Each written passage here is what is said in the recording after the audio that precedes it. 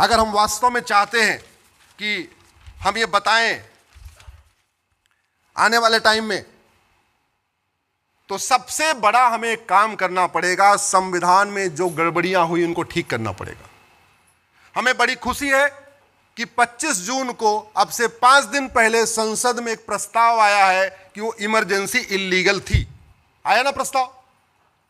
लेकिन उस प्रस्ताव से जमीन पे कोई बदलाव नहीं आएगा। वो प्रस्ताव का प्रस्ताव है। जमीन पे तब बदलाव आएगा जब एक और प्रस्ताव आए कि उस इमरजेंसी के दौरान जितने संविधान में संशोधन हुए और जितने कानून बनाए गए वो सारे बेकार हैं, वो सारे खत्म हो जाएंगे, तब बदलाव आएगा। केवल इमरजेंसी को काला दिन, काला इतिहास बताने से कोई बदलाव नहीं आने वाला। वो केवल एक एकेडमिक डिबेट रहेगी। बदलाव तब आएगा जब इमरजेंसी के दौरान जो गड़बड़ी की गई संविधान में, संविधान का बेसिक स्ट्रक्चर बदला गया, उसको ठीक किया जाएगा। हम लोग ये 2-3 मंजिले मकान में बैठे हुए, ये आश्रम में बैठे हुए, हम ऊपर के स्ट्रक्चर पे तो बदलाव कर सकते हैं। चलो ठीक है, ये ऑडिटोरियम है, कल को यहां ऑफिस बना दें। जहां किचन है वहां ऑफिस बना दें, ये कर सकते हैं। क्या हम इस स्ट्रक्चर की फाउंडेशन को चेंज कर सकते हैं? क्या जोर से बोलिए जरा। नहीं। ऐसे ही भारत का संविधान में आप संशोधन कर सकते हैं, संविधान के बेसिक स्ट्रक्चर में आप बदलाव नहीं कर सकते। और संविधान का बेसिक स्ट्रक्चर क्या है? उसको प्रीएम्बल कहते हैं। इस इमरजेंसी के दौरान संविधान का बेसिक स्ट्रक्चर बदल दिया गया, और जिन लोगों ने बेसिक स्ट्रक्चर बदला वो आज संविधान बचाने की दुहाई दे रहे। केवल इमरजेंसी को काला अध्याय बताने से कोई फर्क नहीं पड़ेगा। फर्क तब पड़ेगा जब इमरजेंसी के दौरान जो संविधान का बेसिक स्ट्रक्चर बदला गया, प्रीएम्बल बदला गया, जो सेकुलर शब्द जोड़ा गया, उसको निकाल दिया जाए, तब फर्क पड़ेगा। इसको हमने सुप्रीम कोर्ट में चैलेंज किया है, मैंने चैलेंज किया है, विष्णु शंकर जैन जी ने चैलेंज किया हुआ है।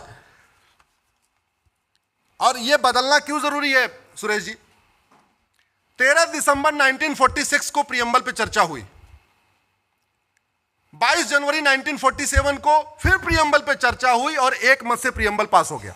और यह कहा गया प्रीएम्बल बदला नहीं जाएगा, प्रीएम्बल हमारा बेसिक स्ट्रक्चर है, प्रीएम्बल हमारा गोल्डन गोल है। प्रीएम्बल को अचीव करने के लिए संविधान में जो बदलाव करना है करना, प्रीएम्बल को नहीं बदलेंगे। 15 नवंबर 1948 को प्रोफेसर केटी शाह ने एक अमेंडमेंट मूव किया प्रीएम्बल में सेकुलर शब्द जोड़ने के लिए, वो रिजेक्ट हुआ। 3 दिसंबर 1948 को प्रोफेसर केटी शाह ने दोबारा एक अमेंडमेंट मूव किया सेकुलर शब्द जोड़ने के लिए, वो रिजेक्ट हुआ। 6 दिसंबर 1948 को लोकनाथ मिश्रा ने कहा यह प्रीएम्बल बहुत खतरनाक है, यह भारत का कॉन्सेप्ट नहीं है, यह बिल्कुल नहीं जोड़ना चाहिए। 17 अक्टूबर 1949 को फिर से प्रीएम्बल पे एक अमेंडमेंट आया, वो रिजेक्ट हुआ। यानी 3 बार सेकुलर शब्द को संविधान सभा ने रिजेक्ट किया था, तब हमारा यह प्रीएम्बल बना था। 26 नवंबर 1949 को संविधान स्वीकार हुआ, उसके बाद हमारा रिपब्लिक डे मनाते हैं। 1946 7 में गोलकनाथ केस में सुप्रीम कोर्ट ने कहा कि प्रीएम्बल संविधान का बेसिक स्ट्रक्चर, इसको बदल नहीं सकते।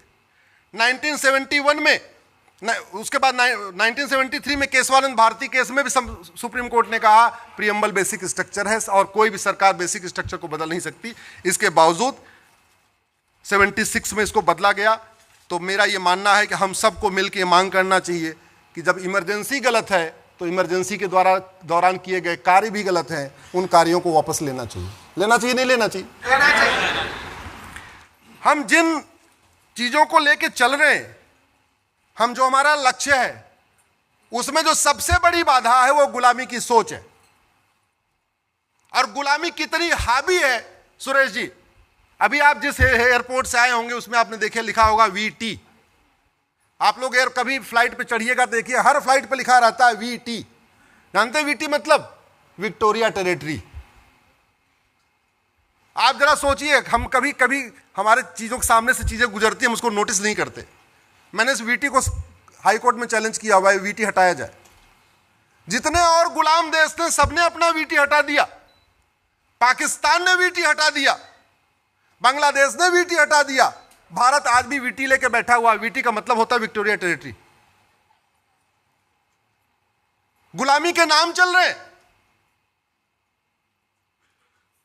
जिस दिल्ली को भगवान युधिष्ठिर ने बनाया भगवान कृष्ण के आशीर्वाद से, उस दिल्ली में युधिष्ठिर रोड नहीं है, भीम रोड नहीं है, नकुल रोड नहीं है, सहदेव रोड नहीं है, कृष्ण रोड नहीं है, बलराम रोड नहीं है, कुंती रोड नहीं है, माद्री रोड नहीं है, अभिमन्यु रोड नहीं है। उस दिल्ली में Babar road, Humayun road, Tughlaq road, Ghazni road, Ghori road, Lodhi road, सारी रोड है। इसके लिए आवाज उठाएंगे ना। हमारा जो लक्ष्य है ना वो टॉप का है। जैसे घर बनाने के पहले एक साथ छत नहीं पड़ती, पहले फाउंडेशन पड़ती है, फिर पिलर खड़ा होता है, फिर दीवार खड़ी होती है, शटरिंग होती है, फिर छत पड़ता है, फिर प्लास्टर होता है। तो हमें पहले छोटी छोटी चीजों को एक एक करके डिमांड में लाना होगा। सबसे पहले मैं कहना चाहिए गुलामी का नाम हटाओ, और टुकड़े टुकड़े में नहीं। एक बार औरंगजेब रोड बदल दिया, एक इलेक्शन के पहले ये बदल दिया ना। एक भारतीय नामकरण संहिता बनाओ, एक साथ पूरे देश के गुलामी के नामों को बदलो। मैंने पीआईएल फाइल किया था, लेकिन सुप्रीम कोर्ट के जज साहब को बहुत मिर्ची लग गई, जस्टिस जोसेफ को। बोले इससे तो देश उबल जाएगा। हमने देश क्यों उबल जाएगा? अरे जिन वैसी दरिंदों ने हमारे माताओं बहनों का बलात्कार किया, जिन वैसी दरिंदों ने हमारे पूर्वजों की हत्या किया, उनके नाम पे सड़क मोहल्ले गलियां क्यों होनी चाहिए? हम स्वतंत्र हो चुके हैं, हम संप्रभु हो चुके हैं, उनके नाम पे क्यों होनी चाहिए? हमें सबसे पहले उसके बाद मांगना चाहिए कि सारे गुलामी के निशान हटाओ। वैसी दरिंदों के द्वारा जितने हमारे मठ मंदिर तोड़े गए हैं उसको रिस्टोर करना चाहिए। और रिस्टोर करने के लिए अगर कोर्ट की लड़ाई चलेगी तो बहुत साल चलती रहेगी। पहले डिस्ट्रिक्ट कोर्ट में मुकदमा चलेगा, फिर हाई कोर्ट में मुकदमा चलेगा, फिर सुप्रीम कोर्ट में मुकदमा चलेगा। एक बार भोजशाला का चलेगा, एक बार भद्रकाली का चलेगा, एक बार मथुरा का चलेगा, एक बार यहां नहीं।